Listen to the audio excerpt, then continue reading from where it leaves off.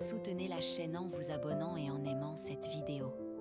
Merci à ceux qui nous suivent déjà. Et bienvenue à ceux qui découvrent ici. L'une des plus grandes civilisations de l'histoire. Aujourd'hui, plongeons au cœur de l'Égypte antique. À travers le pouvoir absolu du pharaon. L'Égypte antique n'était pas seulement un royaume. C'était une civilisation en avance sur son temps. Pendant plus de 3000 ans, les pharaons dirigeaient un empire fondé sur la foi, le pouvoir et la maîtrise du savoir. Le Nil était la source de toute vie. Il nourrissait les terres, organisait le calendrier et dictait le rythme du peuple. Les pharaons n'étaient pas de simples rois. Ils étaient considérés comme des dieux vivants, garants de l'ordre, de la justice et de l'équilibre du monde.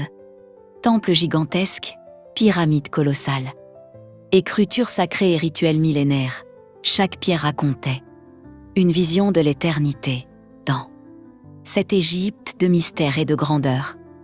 Il dirige l'administration, impose les lois, contrôle les récoltes et garantit l'ordre, appléma à l'équilibre du monde.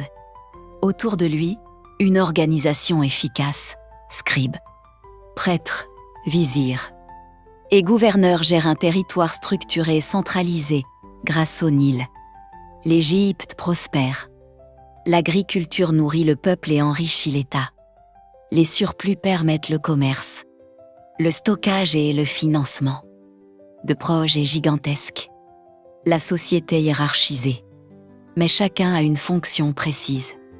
Dans le bon fonctionnement du royaume, les pharaons marquent l'histoire par la pierre. Pyramids, temples, obélisques et statues monumentales sont construits pour glorifier les dieux et l'éternité. Ces chantiers mobilisent des milliers d'ouvriers, souvent des paysans réquisitionnés, mais aussi des prisonniers. Chaque monument est un message de puissance, adressé au peuple et aux ennemis. Le pharaon est aussi un chef de guerre. Il protège les frontières et mène des campagnes militaires. En Nubie, en Libye et au Proche-Orient, les victoires apportent richesse, territoire et captifs, renforçant l'autorité du souverain. La guerre devient un outil politique et économique.